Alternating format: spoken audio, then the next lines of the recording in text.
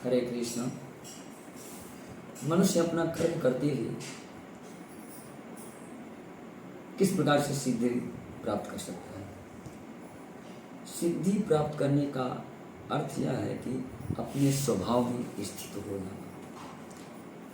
अध्याय 18 श्रीमद् भगवद गीता 46 नंबर श्लोक में भगवान अर्जुन को बता रहे हैं, यतः प्रवृत्तिर्भूतानां येन सर्वम् इदं ततं स्वकर्मणा तम अभ्यर्च्य सिद्धिं विन्दति मानवः।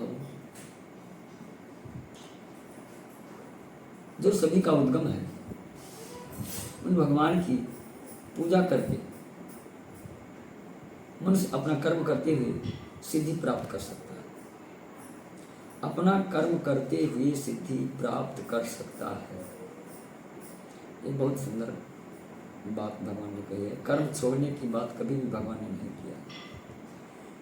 हम जिस भी वृत्ति पर कार्य में लगे हैं, उस वृत्ति पर कार्य करते समय उसके उपरांत हमको फल प्राप्त होते हैं, अर्थात धन मिलता है, या खेती करते हैं तो अन्न मिलता है। इसको भगवान की सेवा में हमें अर्पित करना है, क्योंकि हम भोक्ता नहीं हैं। भोक्ता एकमात्र भगवान ही है। भगवान अध्याय 5 में बताते हैं, भोक्तारम यज्ञ तपसाम सर्वलोक महेश्वरम सुतम सर्वभूतानां ज्ञात्वा मां शांति। समस्त यज्ञ और तपस्याओं का एकमात्र भोक्ता मैं ही हूँ। और जो यह भली बात जान जाता है, वह मेरी भक्ति में प्रवृत्त होता है और शांति लाभ प्राप्त करता है। सबसे पहले हमको यह जानना चाहिए कि सभी का उद्गम कौन है।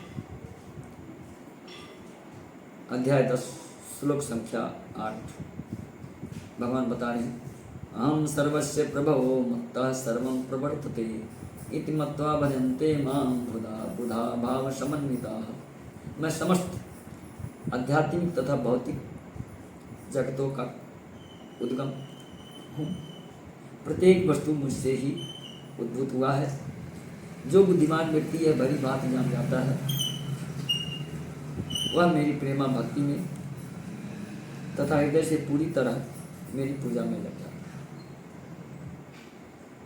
हमें यह जानना चाहिए कि भगवान ही सभी के एकमात्र उद्गम है। इसलिए उनकी सेवा, उनकी पूजा अर्चना, उनके नाम का जप, उनके नाम का कीर्तन करना चाहिए। और मनुष्य इस जन्म में ही इस प्रकार से भक्ति में सेवा करके सिद्धि को प्राप्त कर सकता है, अर्थात अपने स्वरूप में स्थित हो सकता है। जीव का स्वरूप क्या है? भगवान श्री चैतन्य महाप्रभु जी ने हमें बताया है, जीवेर स्वरूप है कृष्णेर नित्य दास।